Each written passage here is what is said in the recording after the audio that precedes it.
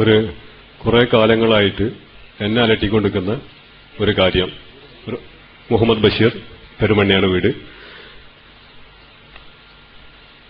പരമകാരുണികനും കരുണാനിധിയുമാണ് സൃഷ്ടാവ് എന്ന് മതം പറയുന്നു. നമ്മളത് ഉൾക്കൊള്ളുന്നു. ലോകത്ത് ഒട്ടനവധി മതങ്ങൾ നിലനിൽക്കുന്നുണ്ട്. മതങ്ങളല്ലാതെ തന്നെ മതങ്ങളില്ലാതെയും ഒരുപാട് വർഗങ്ങളും ഗോത്രങ്ങളും ഇന്ന് ഭൂലോകത്ത് നിലനിന്നുകൊണ്ടിരിക്കുന്നുണ്ട്. ലോകത്തില് സംഘടിത മതങ്ങളിൽ തന്നെ 2ാം സ്ഥാനത്താണ് ഇസ്ലാം മതം നിൽക്കുന്നത്. അപ്പൊ ലോക ജനസംഖ്യയിൽ വളരെ കുറഞ്ഞ ഒരു ശതമാനം ആളുകൾ ഇസ്ലാം മതത്തില് വളരെ ചെറുപ്പത്തില് ഞാൻ മദ്രസ ക്ലാസ്സിൽ നിന്ന് പഠിക്കുമ്പോൾ, പക്ഷെ അന്ന് ഞാൻ ഈ ചോദ്യങ്ങൾ ഉയർത്തിയിട്ട് എനിക്ക് എന്റെ ഗുരുനാഥനിൽ നിന്ന് 2 അടി കിട്ടുക എന്നുള്ളതല്ലാതെ അപ്പുറം വേറെ ഒന്നും കിട്ടിയിട്ടില്ല. ഇന്നും ഇടവേളകളിൽ ഒഴിവു സമയങ്ങളിൽ എന്റെ മനസ്സിൽ അലട്ടിക്കൊണ്ടിരിക്കുന്ന ഒരു ചോദ്യം, സൃഷ്ടാവായ ദൈവം ഉദാരനാണ്, കരുണാനിധിയാണ്, പരമകാരുണികനാണ്, സൃഷ്ടാവാണ്. ലോകത്തിലെ മാനവ രാശിയെ മുഴുവൻ സൃഷ്ടിച്ചിട്ടുള്ള ദൈവം ഇസ്ലാമിക ജീവിത ചര്യ അനുസരിച്ചുകൊണ്ട് മുന്നോട്ട് നീങ്ങുന്ന ഒരു മനുഷ്യനെ മരണാനന്തരം പരലോകത്ത് സ്വർഗത്തിന് അവകാശമുള്ളൂ, അധികാരമുള്ളൂ എന്ന് അടിവരയിട്ടുകൊണ്ട് പറയുന്നുണ്ട്. അപ്പോൾ ദൈവം ഉദാരനുമാണ്. ലോകത്തിലുള്ള സകലമാന മനുഷ്യരെയും മറ്റു ചരാചരങ്ങളെയും സൃഷ്ടിച്ച ദൈവം ഉദാരന് ആണെങ്കിൽ, കരുണാനിധിയാണെങ്കിൽ, മറ്റു ഈ സൃഷ്ടികളെ അവര് നരകയാതന അനുഭവിക്കുന്നത് ശരിയാണോ എന്ന് ഒരു എളിയ ചോദ്യം എന്റെ ഭാഗത്തുനിന്ന്. ഒന്നാമത്തെ ചോദ്യം, കരുണാനിധിയായ ദൈവം ശിക്ഷിക്കുന്നത് ശരിയോന്ന്. മുസ്ലിങ്ങളുടെ പെർസെന്റേജും കാര്യങ്ങളെല്ലാം അതിന്റെ അനുബന്ധമായി വരുന്നതാണ്. ഒരു നല്ല ഭരണാധികാരി, അയാൾ നല്ല ഭരണാധികാരിയാകണമെങ്കിൽ അയാൾ എന്ത് പറയണം?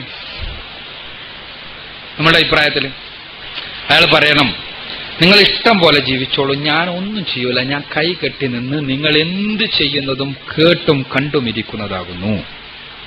ഇതാണോ ഒരു നല്ല ഭരണാധികാരിയുടെ ലക്ഷണം? അതല്ല നല്ല ഭരണാധികാരിയുടെ ലക്ഷണം.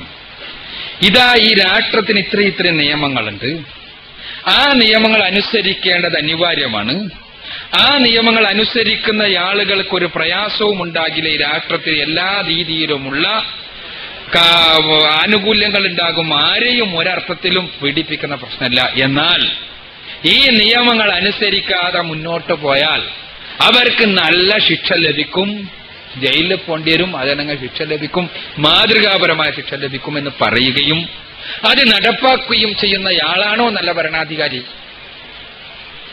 ഏതാണ്? ഞാൻ മനസ്സിലാക്കുന്നത് 2ാമത്തെ ആളാണ് നല്ല ഭരണാധികാരി. പടച്ച തമ്പുരാൻ കാരുണ്യമൂർത്തിയാണ്, പരമകാരുണികനാണ്. അർ-റഹ്മാൻ എന്നാണ് പടച്ച തമ്പുരാന്റെ ഒരു വിശേഷണം. അർ-റഹ്മാൻ എന്ന് പറഞ്ഞാൽ എന്താണ് അതിന്റെ അർത്ഥം? അർ-റഹ്മാൻ എന്ന് പറഞ്ഞാൽ പരമകാരുണികൻ എന്നാണ് നമ്മൾ അർത്ഥം കൊടുക്കാറുള്ളത്.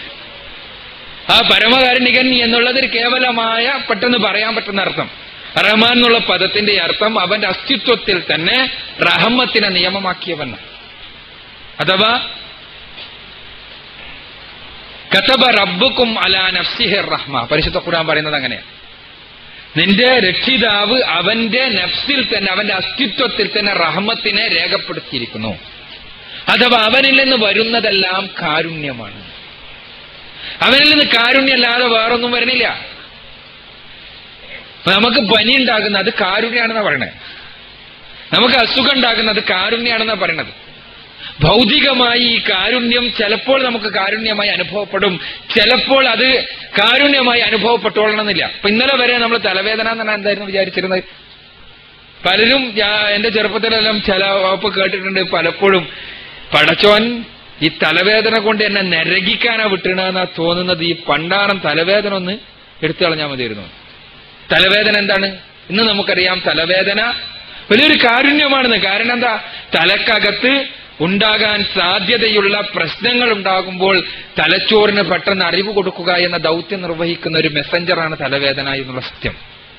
അപ്പൊ ഇന്നലെ നമുക്ക് തലവേദന ഒരു പ്രയാസമായിരുന്നു. ഇന്ന് നമ്മൾ അറിയുന്നു തലവേദന ഒരു മെസ്സഞ്ചറാണ്, അതൊരു കാരുണ്യമാണ്, വലിയ അസുഖം വരാതിരിക്കുവാൻ വേണ്ടിയുള്ള മുൻപേ പടച്ചതമ്പുരാൻ ചെയ്തു വെച്ചിട്ടുള്ള ഒരു അനുഗ്രഹമാണ് എന്നുള്ളത് ഞാൻ പറയുന്നത് ഒരു ഉദാഹരണമായിക്കൊണ്ട് മാത്രമാണ്. വളരെ വിശദമായി ആ കാര്യം തന്നെ വിശദീകരിക്കേണ്ടതാണ്.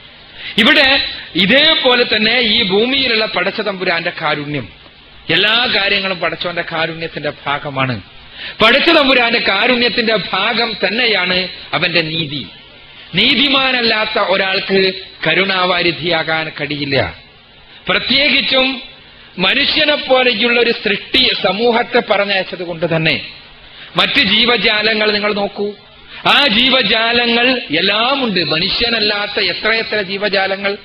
ആ ജീവജാലങ്ങളോട് ആരോടും നരകത്തെക്കുറിച്ച് സ്വർഗത്തെക്കുറിച്ച് മുന്നറിയിപ്പ് നൽകപ്പെട്ടിട്ടില്ല. അവക്കും കണ്ണുകളുണ്ട്, അവക്കും കാതുകളുണ്ട്, അവക്കും രന്ധ്രങ്ങളുണ്ട്, നമ്മളെപ്പോലെയുള്ള ആന്തരികവും ബാഹ്യവുമായ അവയവങ്ങളുമുണ്ട്. പക്ഷേ മനുഷ്യൻ അതിൽ നിന്ന് വ്യതിരിക്തനാണ്. എല്ലാ മനുഷ്യാസ്തിത്വത്തിന്റെ വ്യതിരിക്തത അവന് തെരഞ്ഞെടുക്കുവാനുള്ള സ്വാതന്ത്ര്യമുണ്ട്. നന്മ ചെയ്തുകൊണ്ട് ഉന്നതനാകാനും തിന്മ ചെയ്തുകൊണ്ട് അധമനാകാനും കഴിയും. അപ്പോൾ നന്മ ചെയ്തുകൊണ്ട് ഉന്നതനാകാൻ കഴിയുന്ന, തിന്മ ചെയ്തുകൊണ്ട് അധമനാകാൻ കഴിയുന്ന മനുഷ്യാസ്തിത്വത്തെ സൃഷ്ടിച്ചപ്പോൾ അവന്റെ കാരുണ്യത്തിന്റെ പൂർണ്ണ പ്രകാശനത്തിനു വേണ്ടി കൂടിയാണ് മനുഷ്യന്റെ സൃഷ്ടിപ്പ്. അതെന്താണ്? ബാക്കി എല്ലാം പടച്ചവന്റെ കാരുണ്യമാണ്. പക്ഷേ ഈ ജീവജാലങ്ങളിലെല്ലാം കൂടി പടച്ചതമ്പുരാന്റെ കാരുണ്യത്തിന്റെ 1% മാത്രമാണ് സന്നിവേശിപ്പിക്കപ്പെട്ടിട്ടുള്ളത്. ഈ ഭൂമിയിലേക്ക്, ഈ പ്രപഞ്ച സംവിധാനത്തിലേക്ക് മൊത്തത്തിൽ പടച്ചതമ്പുരാന്റെ കാരുണ്യത്തിന്റെ 1% മാത്രമാണ് നൽകപ്പെട്ടിട്ടുള്ളത്. ആ 1% ഉള്ളതുകൊണ്ടാണ് നമ്മൾ പരസ്പരം സ്നേഹിക്കുന്നത്, നമ്മൾക്ക് കാരുണ്യമുള്ളത്. നമ്മുടെ ഹൃദയത്തിനകത്ത് പ്രയാസങ്ങൾ കേൾക്കുമ്പോൾ നമ്മുടെ ഹൃദയം തേങ്ങുന്നത് എല്ലാം തന്നെ അതോടൊപ്പം തന്നെ ജീവജാലങ്ങളെല്ലാം പരസ്പരമുള്ള സ്നേഹവും കാരുണ്യം അല്ല ഇതിന്റെ ബേസിസിനാണ്. എന്നാൽ 99% കാരുണ്യം പടച്ചതമ്പുരാൻ തീരുമാനിച്ചു. എന്ത്? ഇത് അർഹത നേടിയെടുക്കുന്നവർക്ക് കൊടുക്കാനുള്ളതാണ്. അർഹത നേടിയെടുക്കണം, അർഹതയുള്ളവർക്ക് കൊടുക്കാനുള്ള കാരുണ്യം. എല്ലാവർക്കും പടച്ചവന്റെ കാരുണ്യം ഇവിടുന്ന് കൊടുത്തു. ഇവിടുന്ന് എല്ലാവർക്കും പടച്ചതമ്പുരാന്റെ കാരുണ്യം കൊടുത്തു. പിന്നീട് പടച്ചതമ്പുരാന്റെ കാരുണ്യം അർഹതയുള്ളവർക്ക് നേടിയെടുക്കുവാൻ വേണ്ടി കാരുണ്യത്തിന്റെ പ്രധാനപ്പെട്ട ഭാഗം ബാക്കിവെച്ചു. അപ്പോൾ ഉണ്ടാകണം. അർഹതയുള്ളത് ഉണ്ടാകുന്നത് എപ്പോഴാണ്? തെരഞ്ഞെടുക്കുമ്പോഴാണ്. സ്വന്തമായി കാര്യങ്ങൾ ചെയ്യുമ്പോഴാണ് അർഹത നേടിയെടുക്കുക. എല്ലാവർക്കും കൊടുത്താൽ പോരെ? ഇപ്പോ ഒളിമ്പിക്സ് നടക്കുകയാണ്, എല്ലാവരും എല്ലാ നാട്ടിൽ നിന്നും അവിടെ എത്തിയിട്ടുണ്ട്, എല്ലാവരും എത്തിയിട്ടുണ്ട്. അപ്പോ എന്താ ഇപ്പൊ സ്വർണത്തിനെല്ലാം ആകുക വില? ഇപ്പൊ സ്വർണത്തിന്റെ അവിടുത്തെ പതക്കങ്ങൾക്കാകുന്ന വില വളരെ തുച്ഛാണ്. എന്നാ എല്ലാവർക്കും നാട്ടിൽ നിന്നല്ല ഇടങ്ങാറായിട്ട് ഇവിടേക്ക് വന്നതല്ല, ഏതൻസിലൊക്കെ എത്തിയില്ലേ, എല്ലാവർക്കും കൊടുക്കാം നമുക്ക് സ്വർണം എന്ന് പറഞ്ഞിട്ട് കൊടുത്താൽ സ്വർണത്തിനെന്ത് വില? അപ്പൊ എന്താണ്? അർഹത നേടിയെടുക്കണം, ഓടിയിട്ട് മുന്നിലെത്തണം, അപ്പോഴാ കിട്ടുള്ളൂ. അല്ലെങ്കിൽ ചാടിയിട്ട് മുന്നിലെത്തണം, അപ്പോഴാണ് ആ പതക്കത്തിന് വിലയുള്ളൂ. പടച്ചതമ്പുരാൻ അർഹത നേടിയെടുക്കുന്നവർക്ക് നൽകുവാൻ വേണ്ടി അവന്റെ കാരുണ്യത്തിന്റെ 99% ബാക്കി വെച്ചു. ആ അർഹത നേടിയെടുക്കാൻ വേണ്ടി ഒരു വിഭാഗത്തെ സൃഷ്ടിച്ചതാണ് മനുഷ്യ സമൂഹം. ആ മനുഷ്യ സമൂഹത്തിനെ തെരഞ്ഞെടുക്കുവാനുള്ള സ്വാതന്ത്ര്യം നൽകി. തെരഞ്ഞെടുക്കാം ഏതും. ഈ ഭൂമിയിൽ പഠിച്ചവന്റെ അനുഗ്രഹങ്ങൾ അനുഭവിച്ച് ജീവിച്ചോളൂ, കാരുണ്യം അനുഭവിച്ച് ജീവിച്ചോളൂ, എല്ലാവർക്കും ഏത് രൂപത്തിലും. എന്നാൽ നിങ്ങൾ ഇവിടെ വെച്ച് അർഹത നേടിയെടുക്കാൻ ശ്രമിച്ചോളൂ. അർഹത നേടിയെടുത്താൽ നിങ്ങൾക്ക് ഈ 99% കാരുണ്യമുണ്ടാകും.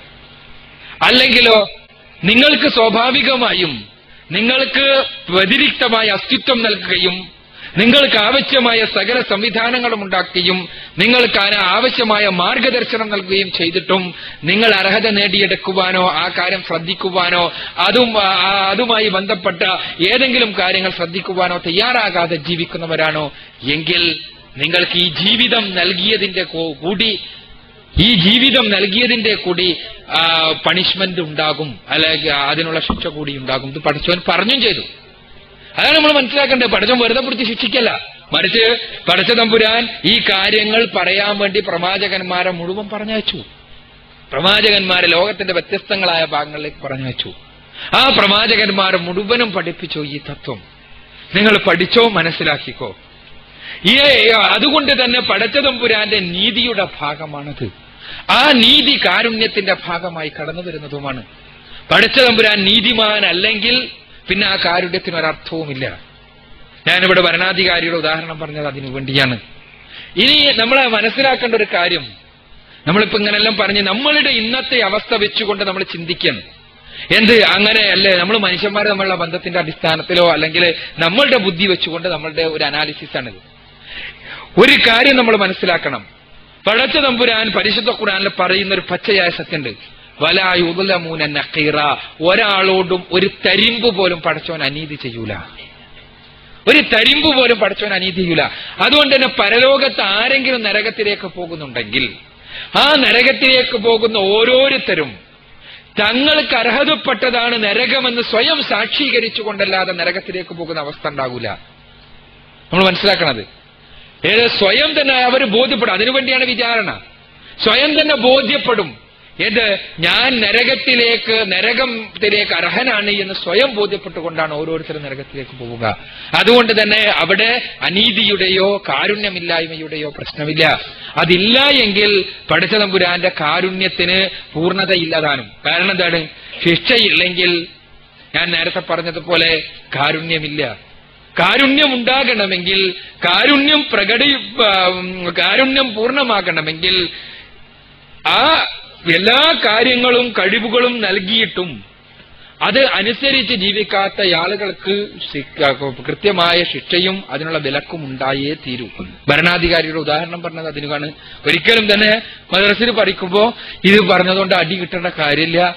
അത് വേറെ വിഷയമാണ്. ഉത്തരം കിട്ടാഞ്ഞാൽ തല്ല എന്നുള്ളത് ഒരു പൊതു സ്വഭാവമാണ്. അതുകൊണ്ട് ആ ഒരു മാനസികാവസ്ഥ നമുക്കുണ്ടാകേണ്ട കാര്യമില്ല എന്ന് മനസ്സിലാക്കണം.